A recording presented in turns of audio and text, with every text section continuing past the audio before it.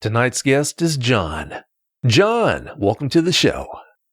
Hey, Vic. Glad to be here. Well, it's great having you. Thank you for your time. John, please give us a brief bio on yourself. I'm 20. I'm 6 foot tall. I am a BMW and Yamaha certified motorcycle technician. I love the outdoors, kayaking, fishing, hunting. And I'm also an avid motorcyclist and car enthusiast. Sounds like you have a lot of fun. Very much so. I spend a lot of time in the woods on them. When you're out there riding in the woods, do you get kind of paranoid now knowing that dogmen are reality, or are you still able to really enjoy yourself and not worry about it so much? Normally, I'm out with a group of friends riding, and we tend to cause so much noise and all that. I never really worry about it too much.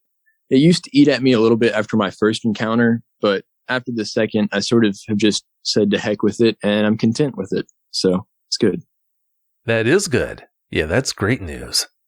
From what I understand, John, your grandpa, who is half Native American, has shared some interesting dogman-related stories with you. What more can you tell us about what he told you?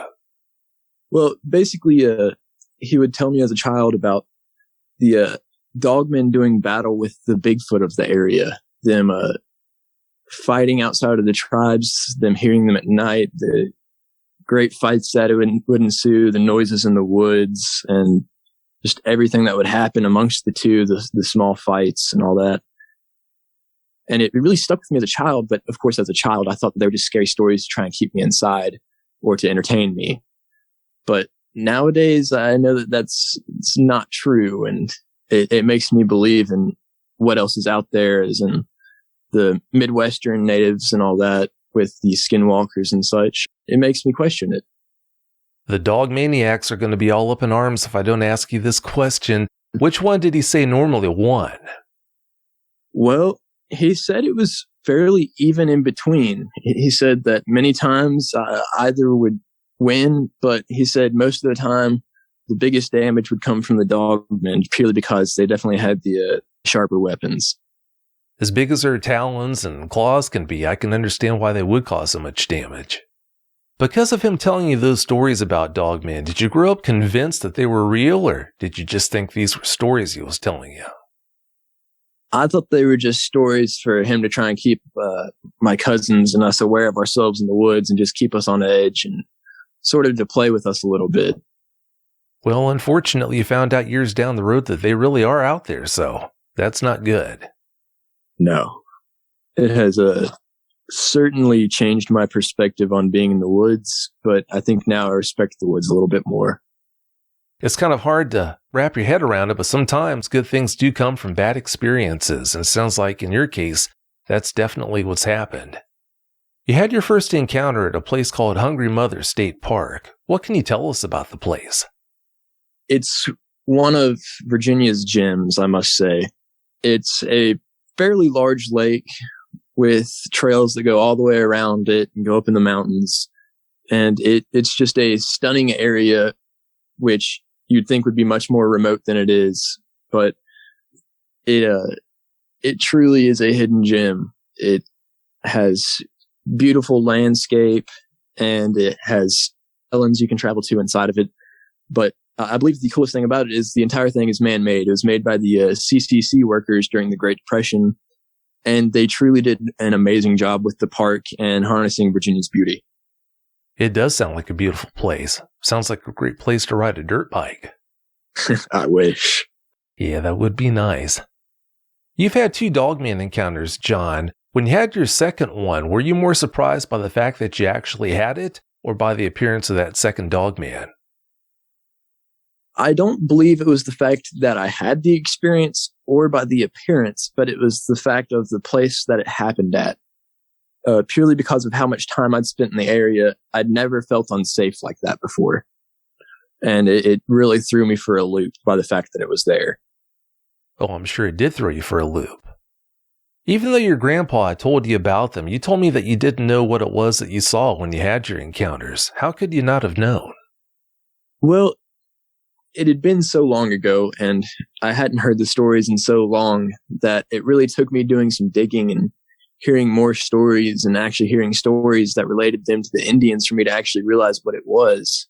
And it picked up in my memories because I'm ADHD. I'm very forgetful, but it finally clued in that this is what he was talking about. And then I realized, oh, I should be scared. And it took the second experience and then talking to you to realize that that's exactly what they want. They didn't want to hurt me. They just wanted to scare me. Exactly. Yeah, as long as you remember that, then yeah, you'll be in really good shape. Was he alive when you had those encounters?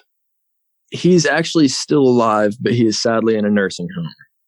Oh, well, Yeah. That's not good. No, but he's still trooping, so I'm proud of him. Yeah, I can understand why you are. How long did it take you to realize that they were dogmen?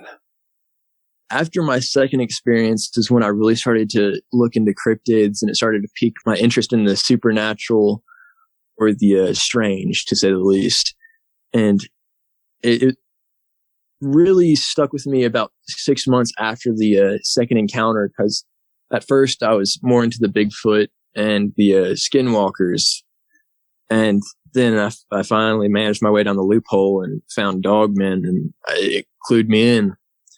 And hearing everybody else's encounters and the fact that nobody got hurt really got me thinking. And it kind of opened my eyes a little bit because I hadn't heard of anyone getting hurt by them. Well, in most cases, the eyewitness doesn't get hurt, but I have spoken with eyewitnesses who did get hurt, unfortunately. But the odds of you actually being harmed are very, very small. Do the guys you were with when you had those encounters know what it was that you saw now? The first encounter, we have all come to somewhat lovingly know it as the white thing of Walker Mountain. And they are starting to believe the fact that it is a dogman because they can't explain anything else other than that from the pictures and descriptions I've told them about. And so they're finally starting to catch on to that idea that that's probably what it was. The white thing of Walker Mountain. Yeah, that sounds pretty spooky. All right, John, please tell us about your encounters now. Give us every last detail that comes to mind.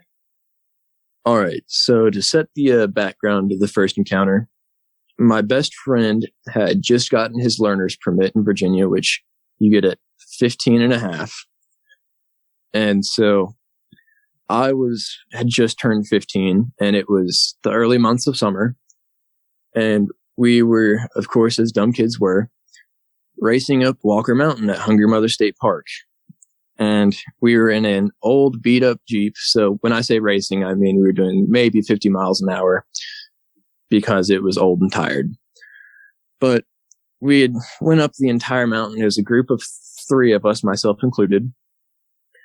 And we had finally gotten close to the top, and we were on the 3rd switchback from the top of the mountain, when all of a sudden we saw something white in the headlights of the Jeep. And mind you, the Jeep headlights were fairly bright because that was the only thing that we had decided to change.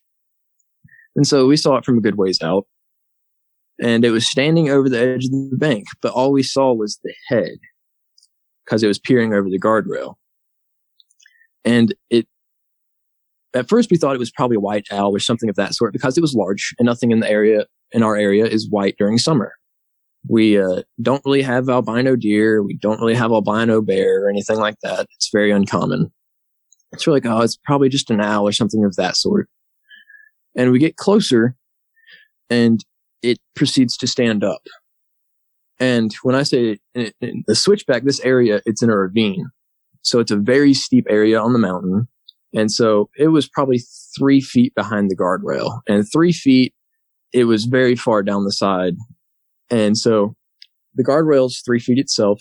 So that's 6 feet accounted for.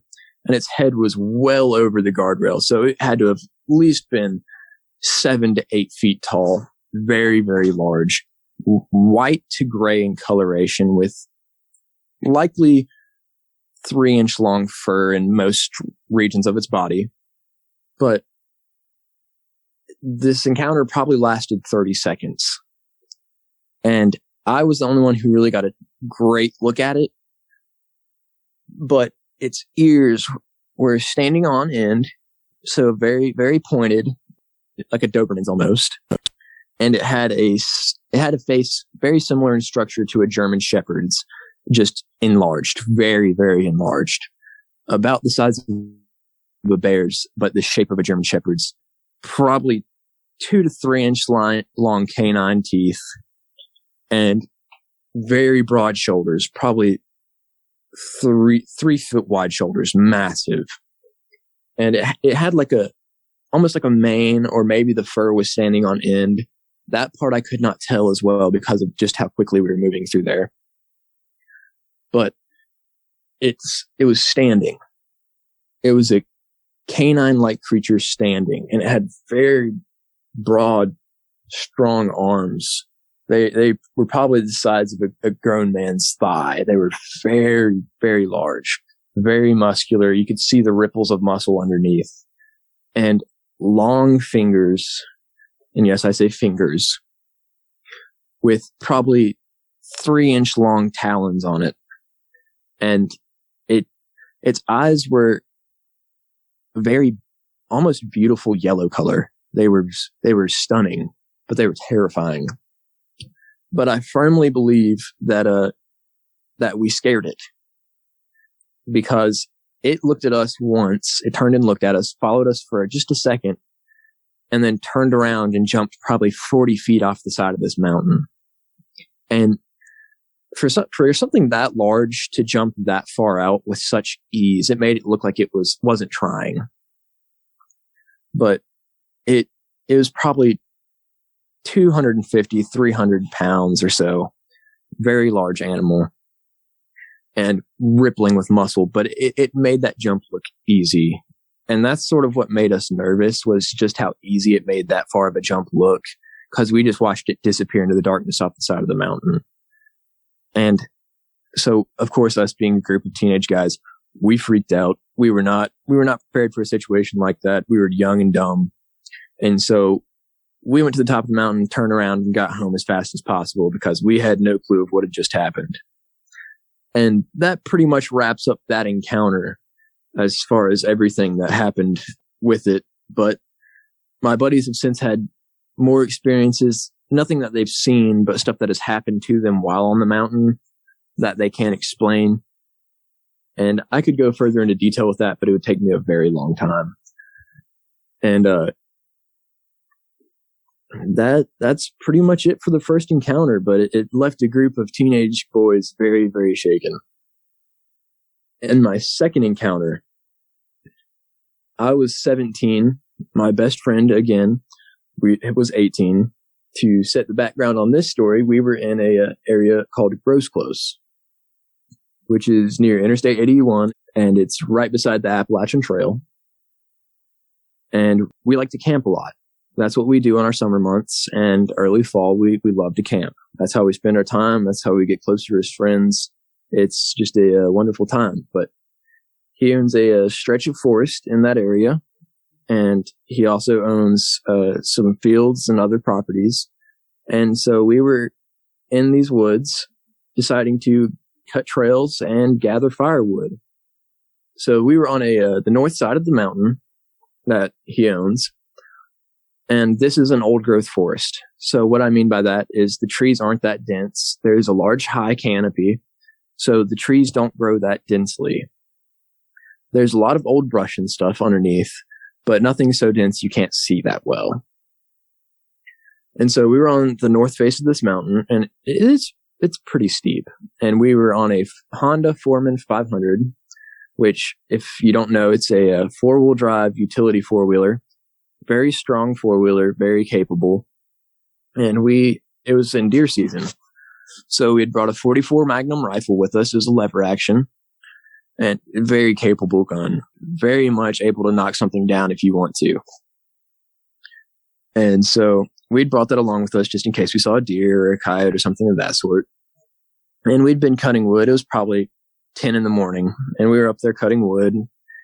And we had a wagon on the 4-wheeler with us. And so we were just working, putting wood on the pile and clearing out trails for the 4-wheeler so we could get up there easier. And we had I'd say about a half load of wood at that point. when we started to hear movement further down the hill from us. And it was near a maple thicket from when they had logged in, I believe, the 80s. And so this maple thicket is fairly dense, probably one of the denser sections of these woods. And there's a group of maples in there that are grown very close together, very thick. You can't see past them.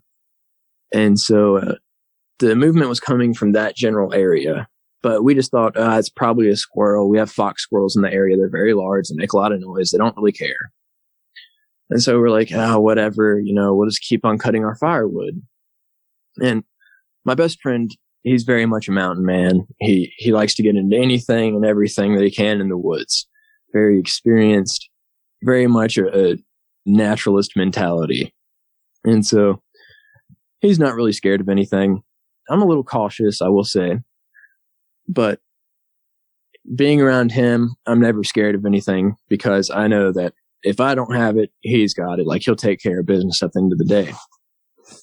And he's very strong, championship wrestler, just very much a person that is calming to be around. You feel like he's got a situation under control. And so I was like, whatever, we'll just keep cutting wood. And so at this point, we kept on hearing that, and we kept on moving through and cutting more wood and such. And at this point, we probably had about 3/4 of the trailer full, when all of a sudden we hear quick movement, like sticks snapping and stuff. And now, I don't know if you know, but a squirrel doesn't weigh very much.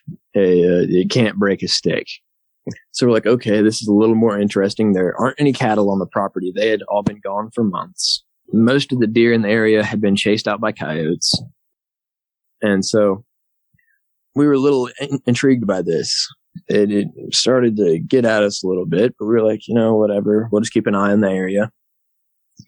And then Ben looks at me and says, look at that tree, and points it out to me. And it's a maple, probably, 12 inches in diameter. It's a decent sized sapling. And there's a hand on the sapling. A taloned black furry hand. It's not a paw. It's not a hoof. It's not a person. It is a clawed black furry hand. 3 to 4 inch talons on it. Very thick. Looked like they were very sharp. And it was high on this tree. Well over 7 feet up on this tree. And that really sort of spooked us. And so Ben says, let's just go back up to the campsite. I'm not really liking this anymore. And so we drive about 500 yards up to the top of the mountain, get to the campsite, and we put our wood out. And we get that done, and we start to hear some sounds from over by the access road, which the access road runs along the top of the mountain. And to the left of this access road is the forest we were in. And our campsite is right after a pine thicket on the right. And so this pine thicket, right after that, it opens up into a meadow. Very, very nice area. Very pretty. And so we started to hear some noise in that pine thicket. And we continue going. And we finish unloading this wood. And we're like, whatever. Our mind's playing tricks on us, et cetera, et cetera. The woods will do that to you. It's hot. The sun's on full blast at this point. And so we continue to go through, and we're having fun. We're teenage kids. We're just goofing off. And so Ben says, you want to go look for a deer in the field, or we can go see if we can shoot a groundhog or something, because groundhogs are a problem in our area. For those of you who don't know, if you get a truck or a tractor tire in a groundhog hole, you can snap an axle. It can throw you off a four-wheeler and really hurt you. So we're like, we need to get them out of the area. So we go and we start walking this field, and we start to hear the sounds from whatever was in that pine thicket again. And it sounds like a grunt. And whitetail bucks grunt during deer season, like during mating season and all that, during the rut. They'll grunt, and it'll sort of put you on guard a little bit. Like, it sounds weird. And so we're like, oh, it's probably just a whitetail, you know. It sounded very similar, just deeper, a little deeper. So it was kind of unsettling for us because we'd heard that sound a lot, and it was just a little off. And so we just continue going through this field. And at this point, it's probably 1:30 or so. After we get back, we'd went all the way down and around this field, down into the little valley where the creek runs through. And we came all the way around and back up. It's probably a 40-acre field. And we had no luck with deer, no groundhogs or anything like that. And so we decided we're hungry. We want to go get some lunch. And so we get back on this four-wheeler and we decide, let's just take it easy. We're going to go through here and we're going to ride the access road back. And if we see a deer, we'll shoot it or whatnot. And we're like, okay. So we pull out and we get past this pine thicket whenever we hear that grunt again, and we turn around and slow down, and then we see it step out from the pine thicket, and it is a very large blackish brown, like very much a mixed color, very sandy sort of pattern Dogman. And at that point, I'd sort of known what it was. Like I'd started to pick up from the first encounter, but by this one, I was a little like I started to realize a little more. And it steps out, and it's 7.5. It's probably 6.5 to 7 foot tall, maybe 7.5 if it was standing at full tilt. But it wasn't as big as the first one that I saw.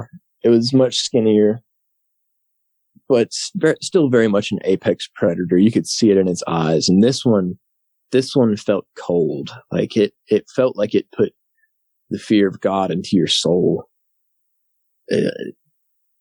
This one still gives me chills, even though I know it just wanted to scare me, because it looked at us and you could feel it. You could feel the rage. Like you felt like it wanted to end things. Like it just wanted destruction. And it felt like a creature of rage, like a creature of wrath. Like it was sent to an area to harm it, to do nothing but that. And it was much like the first, except its right ear at the top was cut off. There was no tip on it. And this one, you could tell it had been in a lot of fights. It had gotten in a lot of skirmishes because it had scars all over it. And this one probably had 2-inch fur. It was in rougher shape, I'll admit. Like he looked like he'd been through some things, and he definitely came out on top, that's for sure. But he steps out, and at this point, Ben's scared. And when Ben's scared, I'm scared, because he's not the type to get unsettled in a situation. And he looked like he was about to cry. So it steps out, and this one's probably 200 to 270 pounds, still rippling muscle, but looked like he hadn't ate quite as well as the first, if you know what I mean. But this one's eyes were a deep, almost orangey red color. And it had yellowish teeth, big canines, and by big, I mean like 3 inches. And it very much still the German Shepherd style face. And it had a long, bushy tail, like very long and bushy, very much coyote-like. But it's just the way it looked at us, it looked hungry. Like it looked like it would very much enjoy having us as a snack. And I was on the back of the four-wheeler. Ben was driving. And so he decides to say, hey, take the 44 right now. And so he says, start shooting. He said, I don't care if you run out of ammo. He said, you just start shooting. And so he pins it right as I grab the 44, and he is going full blast. And on this Foreman, anything past 45 on any trail is kind of terrifying. It starts to float.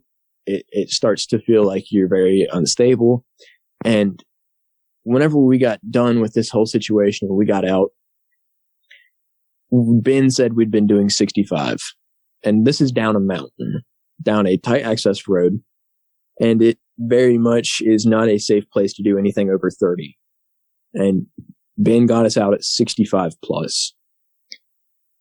And this is well over a mile-long road, a lot of curves. It's all gravel, not something that a four-wheeler should be doing any kind of speed on because they're too light. And so at this point, I'm just shooting to shoot. I'm not even aiming. I'm just letting rounds go to try and get this thing away. And it's keeping up with us at 55, 60 miles an hour. It's keeping up the whole way through on two legs, mind you. And the only time I saw it drop down to 4 was to take the curves. It dropped down to 4 to take the curves the fastest speed it possibly could, and it was keeping up. And it looked like it still had more to go. It didn't even look like it was breathing heavy. It never got closer to us, but it never got further away. And it was just chasing us through these woods all the way through. And I very much thought that I was going to die that day because I thought the four-wheeler was going to flip, or I thought this thing was going to grab me. And the trailer on the four-wheeler was looking like a rag doll the whole time, getting thrown all over the place. It was pretty much useless by the time we got back home. But this thing finally stopped on the edge of the tree line right after we got off the service road and onto the main road in Gross Close. It just stood there and watched us go. And it felt so unsettling because I'd spent my entire childhood in this area. I'd hunted those woods my entire life. And after that day, we have been camping up there, all sorts of stuff. We've had little hangouts up there, but we always carry bigger guns. We always have the 44 or a 308 or long barrel shotguns, 12 gauges, 10 gauges, just very large firearms because we know this thing could do some damage. And at night at his house, we've heard screams and howls and stuff like that. And one night in particular that I was staying there, we heard a group of probably 15 to 20 coyotes going crazy in the valley behind his house. And then all of a sudden we heard a single scream and they all went dead silent. And in my area, not even a bear can scare off a group of coyotes. A bear is the biggest, meanest thing in our area, and not even a bear will make them go quiet. We sometimes have mountain lions, but I've heard mountain lions scream, and this was in fall. Mountain lions, their breeding season when they're screaming is normally in the springtime, that general area in our area. So it certainly wasn't a mountain lion. It wasn't the hair chilling scream. It was something different, you know. It just didn't add up for that. And it was something with a huge lung capacity. It lasted for, I couldn't even tell you, but it felt like time stopped whenever it happened because you heard it and all of them just went silent all at once. Snap of your fingers, they were quiet. And that's really messed with him a lot. Just knowing that he's not what controls his area anymore. Like at first, Ben always thought that, hey, I'm the baddest thing in this area, you know. Nothing can make me feel uncomfortable. He's like, I've lived in these forests my whole life. I am the apex predator. And that thing proved him wrong. It proved him very wrong. And it's made us respect the area so much more. It hasn't scared us off, not necessarily, but it's made us realize that we aren't the thing that controls it. We don't rule the roost per se. We're just guests. But that's pretty much all my stories about the encounters I've had so far. You're right. As you know now, you definitely don't rule the roost. You couldn't see the legs on the first one, but what kind of leg structure did the second one have? It very much had hocks. There was a typical a deer like leg structure where it had and they didn't bend like humans. They very much bent in a zigzag pattern, but they were painfully strong. You could just see the muscle rippling with every step. We went back and we found the paw prints from it. And I have very large hands. I can palm an NBA-sized basketball for reference. And its paw prints were very much the size of my hand. Like, they are huge. and not nearly as long of claws on its paws as it did on its hands, but still very large, very menacing, but definitely not its main weapons. When it was chasing you, did you ever take a look at its feet? I didn't pay attention that much, but what I did see, it very much reminded me of almost like a bear's, if that makes sense. They were very wide and very much they were elongated more than a bear's would be, but they very much had a wider structure to them. I would assume to help support a vertical stance, like a bipedal stance. It sounds like they did, but just to verify, did they look like they were maybe disproportionately large? I wouldn't say disproportionately, no. They weren't so big that it was almost comical, if that makes sense. They were large enough that it looked like it would very much be on a creature of that size. I see. That makes sense. Before we move on, if you've had a Dogman encounter of your own and would like to speak with me about it, whether in private or on the show, either way is fine, please go to dogmanencounters.com and submit a report. I'd love to hear from you. All right, now that I've shared that with you, let's get back to the show. You said the second one you saw was smaller than the first, but did the two look like they might have been the exact same kind of Dogman, or do you think they might have been two different kinds? The second one looked more lean. It was more of a lean muscular structure, whereas the first one was very bulky and looked like it had power. It didn't necessarily look like it had agility, but it had power to it. And honestly, the first one did look a little like more, if it makes sense putting it in this way, it looked more block-like. Like it looked like it was more sculpted and not so much like it didn't look like it would be as fast or agile, but it looked like it could punch through a car. Like it looked very, very strong, very wide muscles everywhere, very big legs, very dense body. Well, I can understand why that left an impression on you. When you and your friends were trying to get off the mountain after seeing the white one, did you ever get the impression it was following you, even though it jumped off the side of the mountain the way it did? If we thought that, I feel as though it was probably just our nerves getting to us. However, I did say that my friends have had things happen to them since then on the mountain. And I do have one thing I would like to share, actually, that just came to mind. Ben, my friend that was with me through both encounters, he's a Jeep lover, but he was in his newer Jeep Cherokee, and he had it in gear and the park brake on and turned off. And he and his girlfriend were sitting on a pull-off not far from where the incident happened with what we so-called named the white thing.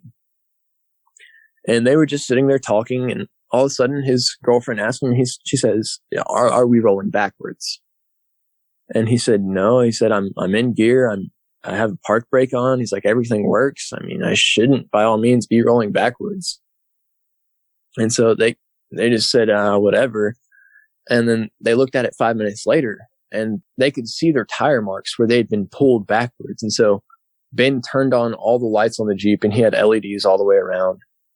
And he saw something white running off into the distance.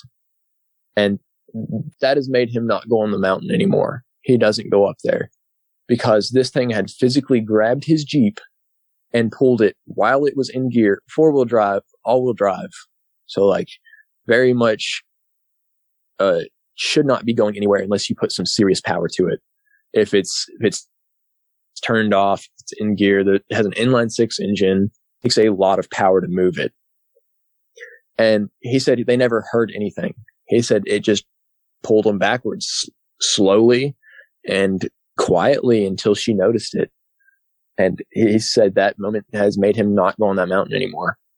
Well, I can understand why. When you got home after having both of those encounters, did you tell your parents right away? And if so, how'd they respond? I never told my mom about either encounter, but I've told my dad about the white thing. And he grew up in the valley behind Walker Mountain, which is Rich Valley. And so he'd had to drive that mountain most of his life to get pretty much anywhere. And so he said that he has had some very interesting experiences on the mountain, would not go into detail about it with me, would not tell me anything. And so that leaves me with a lot of questions. Yeah, it does make you wonder if he might have had an experience of his own. I wish he'd tell you. Me too. It'd make me feel a lot more comfortable, or at least put my mind to rest. Oh, sure. Yeah, considering the fact you've had your own experiences, he should know that you're not going to laugh at him, so yeah, why not tell you? For anyone listening who's wondering why in the world you'd ever go back into the woods after having that first encounter, what would you tell them? I believe that the woods are a healing place. I think that it will, any type of mental wound, I believe the woods has something spiritual about it. And I think it's just too beautiful to not experience while you have the chance. And so I spend as much time as I can, even though I work a lot. I still spend as much time as I possibly can in the woods. It's just a place that I can't resist. Well, it goes without saying, I'm elated to hear that you're still going back out into the woods and enjoying yourself out there. That's great. After realizing the Dogman was there in the woods with you when you guys were gathering firewood, why didn't you leave immediately? Well, we sort of figured it was almost like we could either stand our ground or we could show it that we feared it. And, well, it decided to test us again, and we decided we feared it. I can understand why you did.